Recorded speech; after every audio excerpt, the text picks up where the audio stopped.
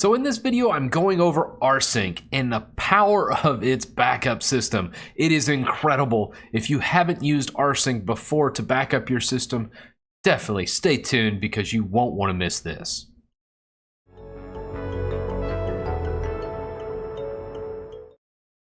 So why Rsync? I've used Timeshift in past episodes. I'll put the link up here for that video if you're interested in a GUI solution. However, Timeshift doesn't do remote or network attached storage very well. So I'm going to kind of cover that a little bit. Rsync is very universal and I love using it almost on a daily basis when it comes to backing up data. I'm going to break this down into two parts. The very first part, I go over fstab and mounting a local SMB share in your fstab. So it'll have a local directory, so it's very easy to push and pull things and set cron jobs, so it'll be on a schedule running these backups every single day or every single hour if you want.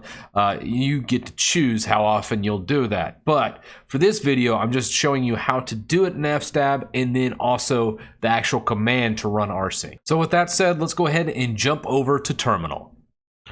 Okay, so the very first thing we need to do here is actually get into our fstab because one, I want to make sure the network attached storage I am backing up to is actually mounted and readable. So let's go ahead and nano etc fstab. Now I need to be super easy to change this. I just want to kind of look at it real fast. And you'll see the 69.10/main pool is my network attached storage. So we're going to actually use this to back up our home folder too. So if you look there, it's a CIFS device. This is actually an SMB share. I use SMB just because I do have a mixed environment here where I do have the occasional Windows machine that needs to connect to shares. So therefore I'm doing it in SMB instead of NFS. So with that said, everything looks good here. I've already mounted this, but let's just go ahead and CD down into the media folder and do a long listing. And as you see, main pool is owned by me. However, the group is assigned a root. That's okay because as the user, I will still have read and write permissions to it, and that is all right. Now, if this did say root and root, we'd need to do a chown just so we'd have write permissions to that share. But with that said, let's go ahead and get into main pool and see what we have. Now we're going to do the backups folder there. That's going to be our destination. And that is our network attached storage destination. Everything here looks very good. So with that said, I think we can clear this out and start our Rsync. Now for the Rsync, I already ran the command so it wouldn't run forever. I want to kind of walk through this command with you before actually just pasting this in, just so you have a good deep understanding of the Rsync command because it's really important. So Rsync, and we're doing this as sudo of course, just to have it as root access, just in case there's something in here that probably don't need to do it because we should have access to the media folder and then also our home directory. But for this instance, I always typically run Rsync as sudo. So the -a, the lowercase a stands for archive, and this is actually a conglomeration of commands. So it does recursive and a whole bunch of other things. Typically, you always want to do -a because this basically goes through the entire directory and copies everything that it sees. Now, the uppercase A and the uppercase X are extended properties. The X stands for extended properties on the actual file, and the uppercase A is the ACL or the actual Unix-based permissions. So when you look at a specific folder in the home, it says, hey, this is assigned to Titus, and it has read and write privileges. However, guests only have read privileges. That's kind of what's called the ACL, and that is the uppercase A. And I always do the X as well, which is like the extended permissions as well. So they typically go hand in hand, so that's why you see these three characters. And then finally we have the lowercase v. So right here the lowercase v stands for verbose, so we know what is being copied, and that's pretty self-explanatory. So that is this first option. I always use these typically almost exclusively. You can use the manual page to see all of them.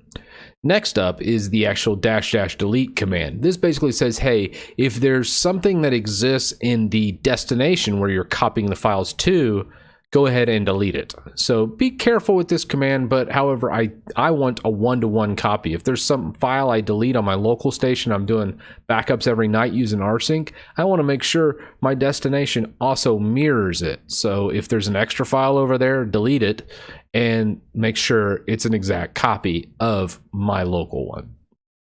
And then, not to be outdone, is the exclude command. This is really important as well, as I've actually mounted drives inside my home folder just because I like easy access to these drives. I have a 1 terabyte drive or partition that's hooked up, and then I also have a standalone 256 NVMe drive that is hooked up, and I mount these directly in my home folder, so be cognizant of that. And it would try to back up these drives as well to the network attached storage, so I want to obviously exclude these 2 folders. And I also like to exclude the cache. You don't have to exclude the cache, but there's just a ton of files in cache that I think just are unnecessary, and I'd rather rebuild it, especially if I'm doing a restore. I don't particularly like having a whole bunch of cache files laying around. One other one you could also do is the .local share trash folder. A lot of people don't like to copy trash.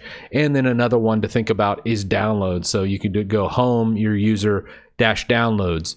That's another good one to exclude. However, I want to capture everything. So this is what this is. Now, notice these brackets on the equals. Some commands I've seen where people just go --exclude equals, and then they do that, and then they just do --exclude a whole bunch of times. This is just a shortcut key, so you can just comma and then just list all your directories and then just kind of have it wrapped within these brackets. So with that, this is how you exclude folders. I highly recommend excluding any of the things that I talked about because it'll make your backups much cleaner and sleeker. The next option is the actual source directory. So I'm doing -home, and just this right here is -home. And it is just the home directory, so that's your source. And then you have the destination, which I've already kind of gone over with the fstab. This is the media main pool backup. So with that done, I've already done a full backup of this, but let's go ahead and rerun it. You'll see how clean and how efficient Rsync is here. Right now it is 8:44 according to the clock. I will speed all this part up, but you'll get to see how long it takes to back up roughly 100 gigs of data through Rsync. And there we have it. As you see, the total bytes sent, received. I've already done this again. This is just the actual backup, and it only took about 5 minutes. That's pretty insane that much files and data was able to be read through this crappy network that I'm on in my house like this. This is barely even gigabit, and using just old cables and stuff I had laying around. Imagine this in a business running complete fiber or full-on 40 gigabit lines. Obviously, this is just very, very powerful for business, but you can use these same tactics that I've used in business in your house and get a great result. This is pretty amazing that much data can be backed up to a network attached storage in literally minutes. So anyways, I just wanted to show this, and I'm going to cut back over right now. And that was backing up your system using Rsync, a very, very powerful tool. I absolutely love Rsync. If you're interested in using GUIs, I highly recommend like Lucky Backup or Time Shift if you have like an external drive or something like that. I highly recommend both those tools. I like Time Shift personally. I think it's a little bit cleaner of an interface. But if you're interested in that, definitely check that out. And again, check the card up here in the corner. Let me know what I missed in this video in the comments section below, because I'm sure there's other options and things that you use, and some of the best things that come from my videos is typically in the comments section, because there's some things I've caught on to that I haven't been using before.